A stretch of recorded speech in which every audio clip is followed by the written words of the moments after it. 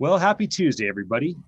It is October 27th, and a week from now, we have a very important election nationally and locally. And I have one of my friends with me, John Pimentel. He is running for the SMCCCD. I'll have him explain more about that. But we were talking yesterday about Attention Live and our live streaming, live podcasting product. And as John was inquiring, we were talking about the connection to politics. And I thought, you know what, why don't we use the product? And I can show you exactly how it works. And so I was telling about it. And so here is Attention Live. And so we just start it from any device. It doesn't matter with Attention Live if it's used on a phone or a voice device or whatnot. So I'm explaining all this stuff. I thought, you know what, let's jump on Zoom. I'll give you a greater demo, but let's make the demo count. Let's actually have me interview you about what's most important to you, which is this upcoming election a week from now. Not that that's the most important thing in John's life, but it's pressing and urgent at the present moment. A little background, John and I met because we both were panelists for the City College of San Francisco in December for a big startup event where all the students were pitching. And John and I, before COVID, got to be shoulder to shoulder and in a room with a bunch of students. That's how we got to know each other. And so when I found out, John, that you were running for this position to serve and support the community colleges of San Mateo County, I thought, well, I want to hear more about it. And I imagine that your friends and maybe my network would also be interested if they are local. So John, could you please introduce yourself to all the party people out there in internet land? Sure. Thank you very much, Ian. And thank you for your leadership in developing these new technologies.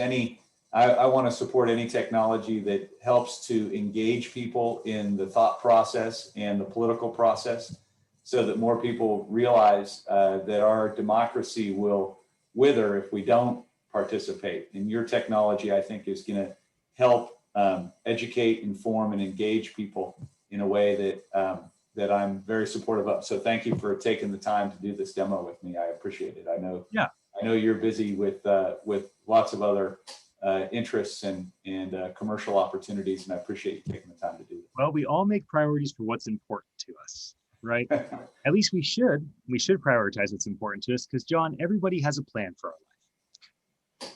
Indeed. Everybody has a will for our life. So it's important that we remind ourselves of what is our priority. Why don't you talk a bit about, and not just to the audience, to me, because it's not about you talking to a camera in this moment. It's about you and I having a dialogue, and people get to peek into this moment. So why don't you tell me, what is the reason why you would want to make a 4-year commitment to the school district, the community college school district in San Mateo County? What is the purpose and the drive behind this decision to put yourself out there and to take that responsibility on, or all the process of raising money and doing these things that you have to do to be successful? So just give me a bit of an idea on the vision of Yeah, no, as a matter of fact, I've been asking myself the same question, Ian, now that we're 1 week away from the election and exhaustion is set in. No, I'm not exhausted. Actually, I'm very energized by this process, because for me, it's a very personal one. There's really 2 reasons why I'm running for this position. The first is personal. The second is broader and more socioeconomic. On a personal level, as I may have explained to you, the community college for me was a complete turning point in my life. I grew up in Stockton, California, in what I would now understand as a under-resourced household, and also a rather confused and difficult one. My family was Portuguese immigrants. My grandfather worked in the fields. My father didn't go to college. He grew up throwing newspapers and was a shopkeeper in Stockton. My mother was a secretary. Neither of my parents attended any college, and so when I got to that stage in life, academics were always emphasized, but not. I didn't have a clear path forward. So community college was really my only choice. I was working in a warehouse in Stockton, literally unloading trucks, moving around washers and dryers and refrigerators. And I enrolled at the community college, Delta College in Stockton. And it all started to click for me. I think really what happened is I grew up a little bit. We still had managed to have plenty of fun, but I started doing better in school. I focused on my grades. I started, crushing my scores, and ended up transferring on to Berkeley, where I finished college. After that, I still had a public service goal. My family's background is that my father also served in the U.S. Army and was very active in the American Legion, was kind of a community leader, community service type person. My mother always had that same ethic. My family, however, had some pretty rough times too. The family was plagued with alcoholism, mental health issues, drug abuse. I ended up with one brother dropped out of high school, two, all my brothers and sisters kind of went their separate directions. My folks really wrestled with alcoholism. One of my brothers ended up falling into methamphetamine. The whole thing ended up in a mess, which included a matricide, 2 suicides, one brother doing life at California State Prison, Vacaville, and 2 sisters who ended up taking their lives early from depression and lack of clarity in what their role was in the world. For some reason, I was able, the turning point for me was this community college experience, which led to after college, I was able to save money at community college, worked a couple jobs, made my way through Berkeley, went up to Sacramento, and I was the deputy director for transportation for the whole state of California, after having been a legislative staffer and the governor's higher education advisor. I had a great career going in Sacramento, but I decided to put it all to the wind and go back to business school. I got an MBA from Harvard, and then worked at Bain & Company.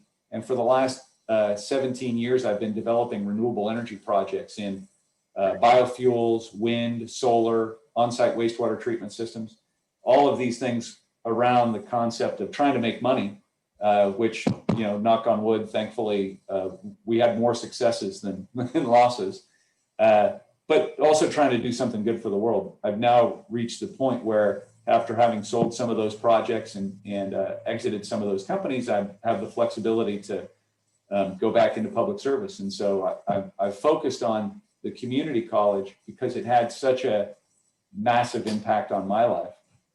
The second thing, the kind of broader impact though, is really also timely. If you're looking at what's happening in the world with any sense of attention, you'll see that California, the country generally, but California in particular, has really emerged into 2 Californias. In one California, we have highly educated, technical, professional, managerial, financial professionals working in career tracks, living in homes that they own, generating intergenerational wealth for their future generations, or maybe enjoying that from previous generations. Stable healthcare, stable families, good jobs. And there's a racial element to this too. The category I just described is primarily white and Asian.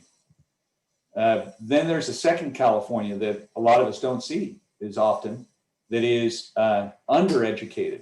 They've grown up in underserving public schools. They haven't invested in higher education opportunities. And as a result, they're working in hourly based, wage-based jobs, primarily in the service sector or doing low skilled labor. And that leads to a lifestyle that is not based on owning your own home, oftentimes paying rent, barely getting by, struggling to find healthcare solutions, not investing in the next generation's education, and a perpetuating cycle of living in a vulnerable, on the edge situation. And so I think that the community college is really the bridge between those 2 Californias. And I really want to emphasize that it's not just about having the ability or accessibility, but it's actually going out and recruiting those kids like me who are maybe working in warehouses and don't have the family support to figure out how to complete the financial aid forms or take the right classes or think about either a career track through career training and education in some professional field, like being a firefighter or a dental hygienist, or one of the other 90 or so programs that the community college offers to certify competence in a certain technical career field, wastewater treatment operator, radiological lab technician. These are things that when a student completes those programs anywhere from 6 months to 24 months, they'll get a 51% increase in their salary from before the certificate to after the certification. It's a no-brainer to go do this, even if you're not on a college track. For those that do want to use the community college for the college track, however, it's also a tremendous advantage. Massively cheaper than going to a four-year school for your lower division work. The transfer process is not as smooth as it should be, but it's successful. Thousands, tens of thousands of students transfer every year. 50% of CSU students started at community college. 30% of UC students, like me, started at community college and transferred to the UC. And so it's a way to reduce the overall cost of a four-year degree so that you're leaving with less of a debt burden and ready to start your career. And of course, education, whether it's the career technical training or a four-year track, is the greatest determinant in your long-term socioeconomic outcome. So by creating more opportunity for the have-nots, the losers of the technology revolution, say, to participate in higher education, we're creating a pathway to success. And I feel very passionate that our community colleges need to refocus their efforts on encouraging that marginal student, that kid who maybe barely made it out of high school, to grab on to the first rung of the ladder of upward economic mobility, which is higher education. Thank you for going in depth. There's probably not a reasonable way for me to ask the 3 or 6 questions that you answered. So I appreciate you taking the weight off of my shoulders and sharing the things that you have. A little background for me is that my family's lived in California for 20 generations. And so all the way back to the 1400s, when the Pachecos came up as Native American Mexicans, which eventually became the Pacheco family, which has a bit of That's awesome. Interesting past. Then they married into the Moraga family. And so my ancestor, Jose Moraga, second in command of the Spanish Army, he founded the city of San Jose 10 generations ago, 1778. And so my family's actually lived in or around San Mateo County for the last 10 generations, for the last 250 years. Awesome. You know, I got my California hat on, I got my California shirt on. As politics ebb and flow, things become more liberal or more conservative. People have all sorts of new reasons of complaining and throwing stones.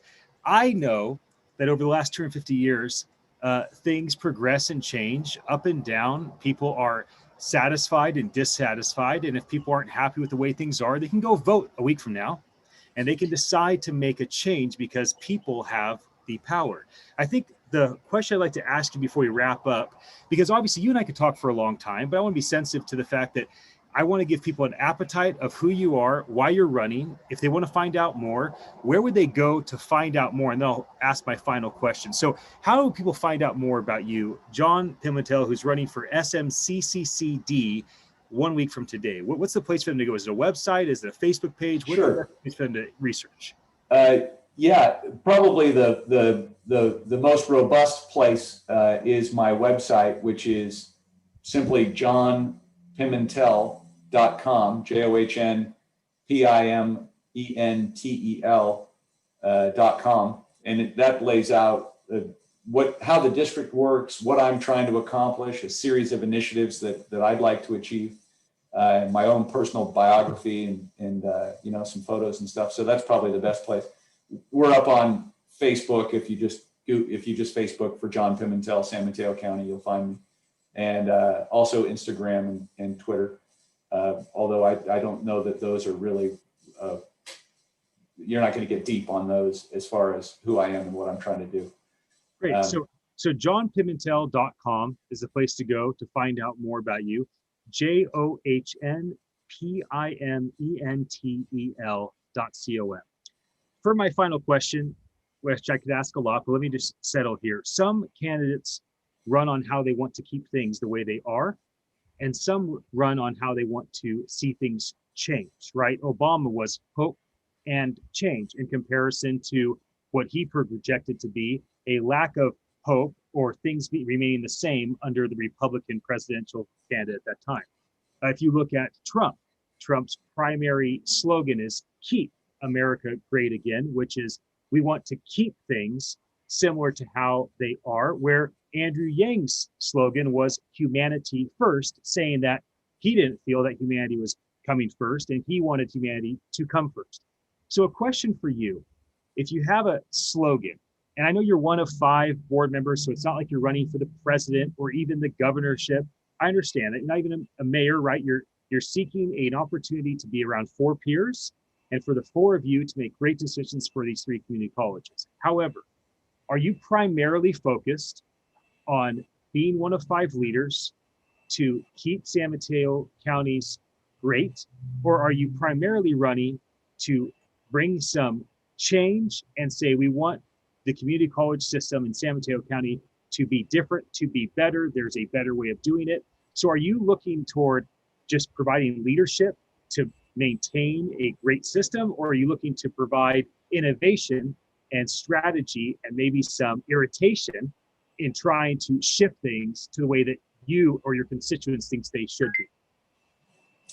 That's a great question, and I even love the way you phrased it, because I'm not sure that it's one necessarily has to be on either side of a binary divide. Good. Meaning some things the community college does quite well. They've had great successes. Yes. But there are other things our community college has not done well, and they've made some great messes. Right. So I embody the ethos, Ian, that if you're not constantly improving, then you're actually falling behind. So from the point in time where we are now, whatever's happened in the past is in the past, but where we're going in the future is what matters. Looking closely at where we came from and the story of your 20-generation family in California is just awesome. In fact, I would argue 2 Californias have existed for every one of those 20 generations, between the wealthy dons and the landowners like Mr. Moraga and the serfs at the bottom of the ladder who were out tilling the fields. What we have to do, I think, in looking forward is figure out the right way to invest our limited resources to have the greatest impact. And I think that the way to do that is embodied in a slogan that I've kind of come to adopt over the course of the campaign, which is called tuition free SMCCCD. And there's an element of backwards looking in this. Another way to say the slogan is make community college free again. Yeah, it's good. To play on, to riff on your Trump line. Right. In fact, from the community colleges, or maybe it's access first, to riff on Andrew Yang's slogan, right? I like it. When the community colleges were originally formed in California, it was formalized in something called the Master Plan for Higher Education, written in 1960, and it was a visionary document that laid out the role for the UC, taking the top 12% of the student body, and trying to do research and PhD,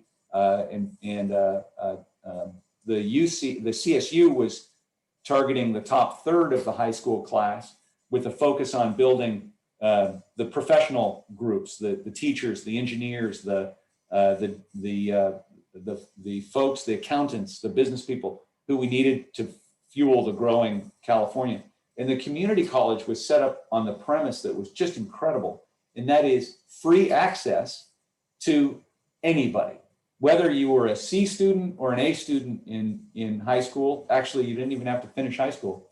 You could find a place in the community college, either through that trade and technical education or through a transfer process, to restart and access higher education. And I think that what happened is in 1985, tuition was put into community colleges for the first time. And it was modest, $5 a unit. And so we fought it, but we lost. And I was a student body president at the time. And we grinned and bared it. It's still the best bargain that the government has offered since the Louisiana Purchase. But it's become, especially in San Mateo County, because of the high cost of living, an inaccessible threshold to pay $1,500 a year for tuition. But then you have books, transportation, housing, food, other life expenses that the school district is estimated are over $15,000 a year. So if you're a young person who needs to live independently, whatever your family situation might be, you're looking at a $15,000 a year nut to go to community college. And it's enough to just discourage that the group of people who the community college was established to help and attract, it discourages them from taking the plunge. So that's really, I know that there will be people who don't like this idea because it is a bit revolutionary. It's somehow, become a progressive democratic ideal that Bernie Sanders has advocated. Joe Biden just came out and has been talking about free community college, but we can actually do it. We have the resources in San Mateo County because of our very high property tax basis and property values to be able to afford this opportunity for everybody. And I don't understand why it hasn't happened in the past, but I'll tell you, starting November 5th, we're going to figure it out. Wonderful. Well, I really am hopeful that you'll be successful. I know you're running against two other folks. I imagine that they're wonderful people that have great passion and vision as well. But I haven't had a chance to talk with them. And even if I did, I'd still be rooting for you. Certainly, it's not like this is a brand new, fresh idea just because you're wealthy. You're like, oh, what can I do with my time? This has been a very significant part of your life. The community college system is why you got into Berkeley. It's why your life is different than your brother's, who unfortunately is dealt with a life, dealing with the consequence of crime, and your sisters who's dealt with even worse consequences of sadness and depression and not maybe having a vision for how things could be better. It is wonderful when there's an outlier in a family like you. So much about leadership is what is caught and not taught.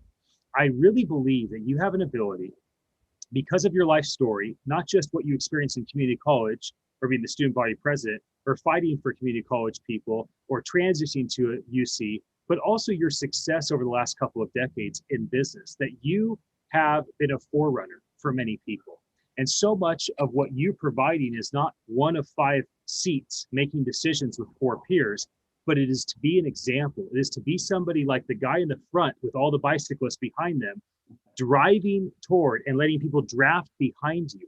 So may you be graced in all that you do, and may the young people of San Mateo County find in you a leader that they can learn from your actions and not just your words. May they be inspired by your story, and may your future be more significant in terms of impact and fruitfulness than your present and your past. May the greatest exploits of your business, political, and service life be before you. So that is my hope for you. I declare for you and for San Mateo to benefit because of your service. And so for those that are watching through YouTube, or this video might be posted on LinkedIn and Twitter and Facebook, or for those that are listening through the Attention Live software right here on Alexa, thank you for your attention.